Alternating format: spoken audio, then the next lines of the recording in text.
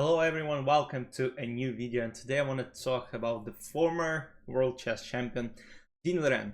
He became a champion by beating Yan Nepomniachtchi in 2023. His reign was a little bit over a year when Cash managed to win that famous Game 14 and clinched that world chess champion title.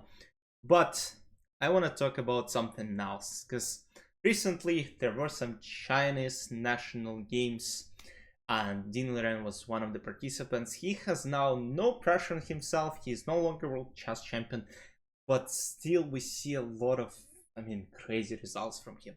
And today I want to show you a game he played against 1975 opponents, and let's get to it. Let's get straight to it. So, Ding is playing with black pieces and his opponent starts with e4.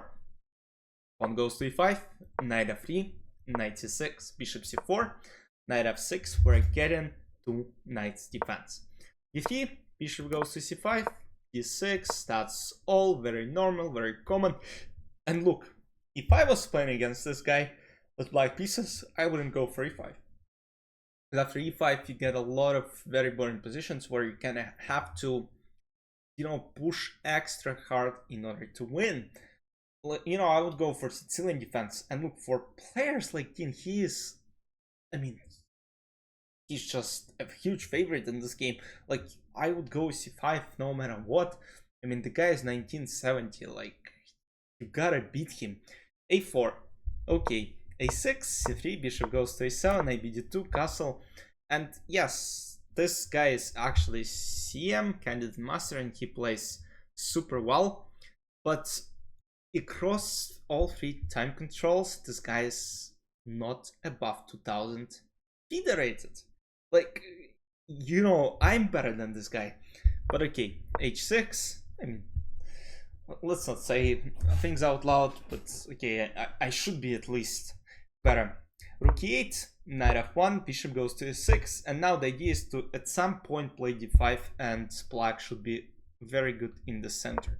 Yes, d5, knight g3, king d7, bishop e3 takes. I think I played this position multiple times with black pieces. I think I played it with white pieces as well. Yes, generally it's super equal. Rook d8, queen d6, queen c2 takes, and now bishop goes to c8. So Ding is basically trying to keep as many pieces on the board as possible, just to maybe later create some pressure. Bishop c8, knight h4. But this pressure, I don't like. Knight h4 is a great move by white pieces. Knight is jumping into f5, knight goes to e7, bishop c4. And now his opponent wants to go to b3 and put some pressure on f7 pawn. So Ding goes queen b6, immediately taking the square under control. b4, bishop e6, queen a2, and now takes, and we're transposing to a position where it looks like it's going to be extremely hard to win for either side. Rook d2, rook e3, rook d8, knight f3, chasing the rook back, and now king h2, queen d6. Yes, Ding got the t-file, but I still think it's extremely hard to push. Knight h4. Great move by white pieces. Knight f5 is coming, g6, knight goes back, king g7. Queen e2, knight d7 goes back, knight f1, rook a1, rook d3, queen e6. Now rook a2 ideas, and if white play correctly, it will be extremely hard to play for a win. Knight f6, knight g3, knight c8, queen f3, knight d6. And now Ding puts some pressure on e4. Like, I can't say Ding is playing well. He's trying to push, he's trying to, find these little things, but it is not enough. Queen c5, knight e4 takes the pawn, queen e5 takes back, and now we're transposing to an equal 3-on-3 on both sides endgame. f4, g5, knight g4, king g6, takes, rook d7. And now white wanna take on the pawn on c7, knight e5, knight f3, f4. And now white are actually up a pawn. Imagine, Ding is playing against an opponent who is 800 rating points lower than himself, and he's down a pawn. Knight g3, he's threatening checkmate. Knight g1 looks very passive. Knight f1 this. Yes, some pressure, but after king f5, guess what? Players agreed to a draw. Ding cannot beat 1975 opponent, and guess what? This guy, Van Paris, he actually didn't manage to score above half point in other games. He lost 10 out of 11 games, and the only draw came in this game against former world champion Ding Liren. I mean, yes, I mean, Ding obviously scored more than half points. Ding in total scored 6.5 out of 11. He didn't lose a single game. He made a lot of draws. But that wasn't the only game where he was playing against 1900 opponent. He was also playing against another 1900 opponent. But this guy, okay, this is technically 23 the rated guy because his rapid is apparently very low, because this guy like classical time control is like 2370, 2380, close to I am level. If not, I am already. Yes, I'm FIDE master. So Ding is playing with white pieces: d4, knight f6, c4, e6, all very common. Knight c3, bishop b4, bishop g5, h6, queen f6. And by the way, in the last game, I agreed that white played a decent game, like the accuracy was 96.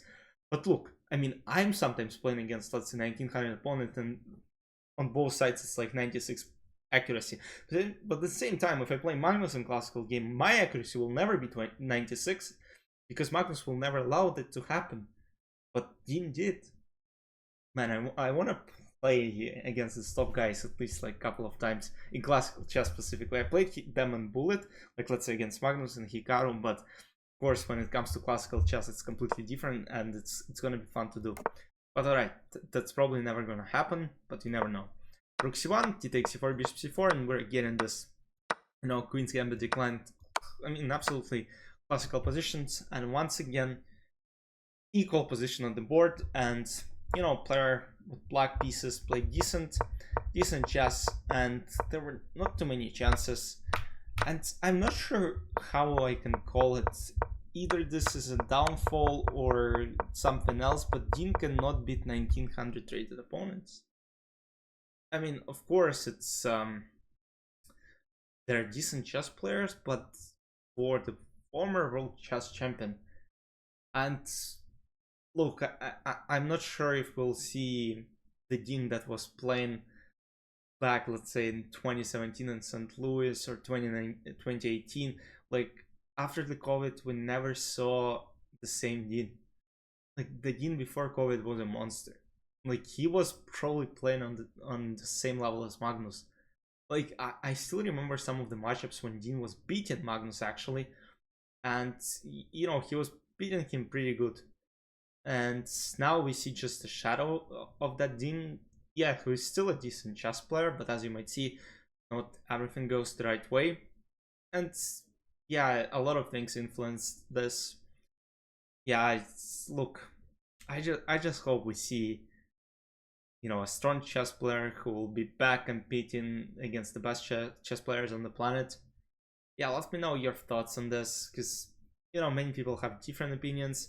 But yeah, I just think that, you know, Ding, I still want to see Ding performing good on all events.